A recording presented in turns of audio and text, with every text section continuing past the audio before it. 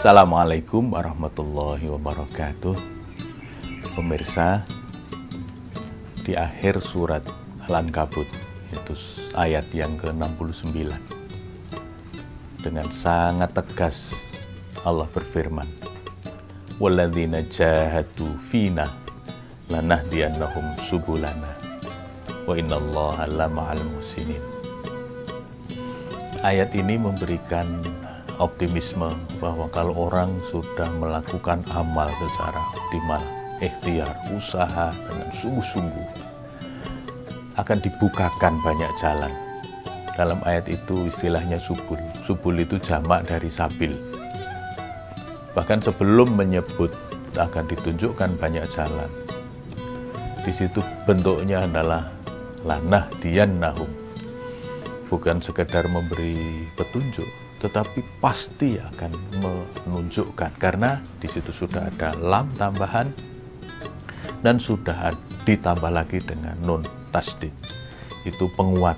Maka kiai saya dulu menerjemahkannya dengan sungguh saya pasti, untuk menunjukkan bahwa itu Allah pasti benar-benar akan menunjukkan apa? Subul, tidak cuma sabil, tapi subul, banyak jalan, banyak alternatif.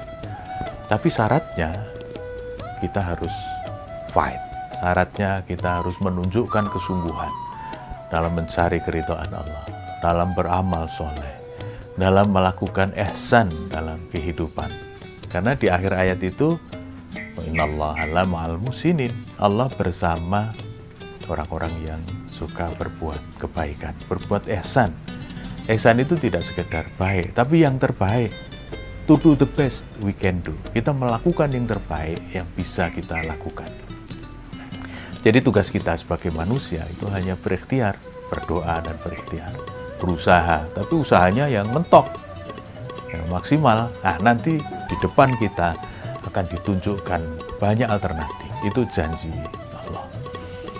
Orang bisa bersabar, itu salah satunya karena optimis.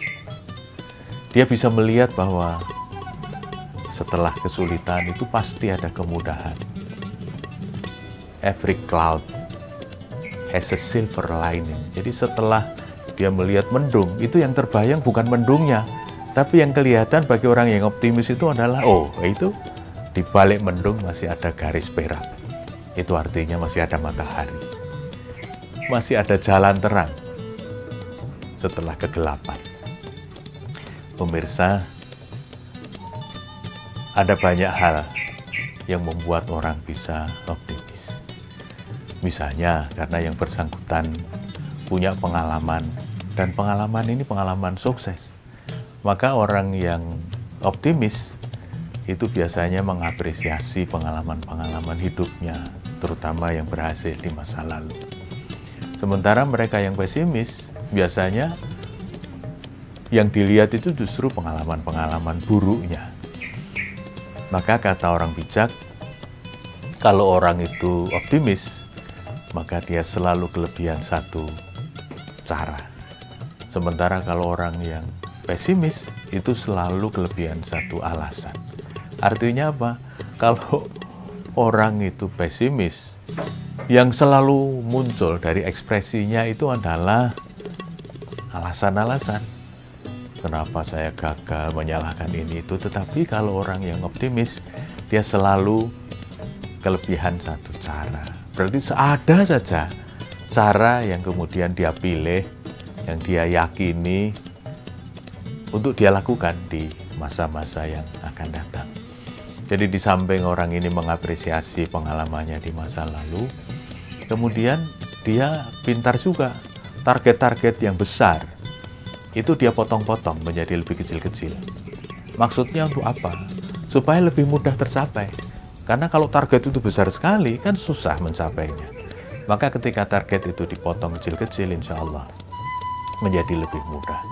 Nah, ketika sudah tercapai, alhamdulillah, disyukuri. Itu yang semakin memantapkan dia, keyakinan dia, efikasi diri yang bersangkutan bahwa dia bisa melakukan lebih baik di masa-masa yang akan datang. Karena itu pemirsa, kita tidak perlu pesimis, kita tidak perlu berkecil hati, kita masih bersama Tuhan yang Maha Kuasa yang selalu membimbing kita. Mudah-mudahan di masa-masa yang akan datang, karena keyakinan itu Allah meridhoi, Allah merestui bahwa di masa depan akan ditukar dengan yang lebih baik. Nasrum minallah wa fathun qarib.